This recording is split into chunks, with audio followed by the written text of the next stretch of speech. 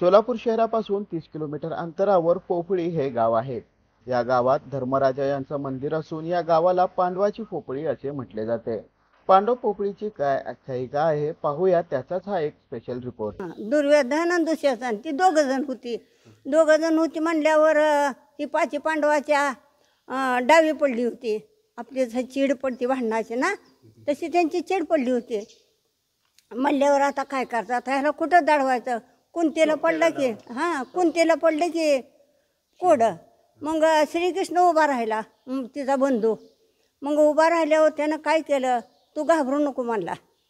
मग असं बहिरं पाडलं सुदर्शन चक्रानं, असं गोल बहिरं पाडलं। त्यानं पाडत पाडत पाडत आपल्या इथं पोफळीला निघाले।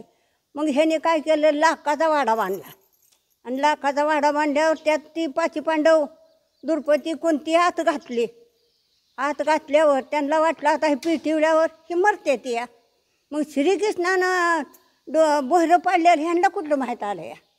मग श्रीकृष्णानं बहिरं पाडल्यावर ती आपल्या आत शिरली। ह्याने काय केलं, दरवाजापासूनच पिटिवल्यावर मग ते मोहर श्रीकृष्ण ही मागं पांडव द्रौपदी कुंती धर्मराजा भीम अर्जुन लकुश सहदेव ही 5 जण आणि ती 2 जणी 7 जण ही आत शिरली। मग आता श्रीकृष्ण मोहर चालल्यावर त्याच्या मागं ह्यानी चालली। ह्यानं चालल्यावर मग इथं पोफळीला आली बघा। असं झालं, ती बाहेर बहिरं दावलं का, त्या बहिऱ्यातनं निघाले ते। हे धर्मराजाचं आणि पांडव इथंच आहेत। ही धर्मराजा इथं आहे आणि भीम तिथं आहे। आणि ती 2-3 जण बाहेर निघाल्यावर द्रौपदीला लागली ताण लागल्यावर आता म्हणली काय करायचं, तर कुंती म्हणली उठ बाबा अर्जुना म्हणली पाणी बघून या जा।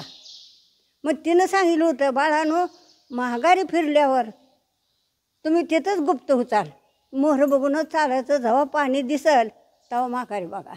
ह्याने आपली गेली मोहर, तिथे एक वडा दिसला, त्या वड्यापाशी पाणी नव्हतं पण वडा होता।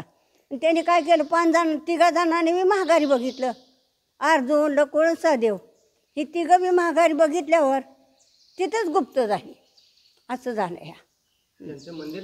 म्हणून या गावाला पांडवाची पोफळी असे म्हणतात, अशी आख्यायिका धर्मराज मंदिराचे पुजारी काशीबाई विष्णू सुतार यांनी न्यूज 18 लोकलशी बोलताना दिली आहे। Irfan Patel, news 18 local, Solapur.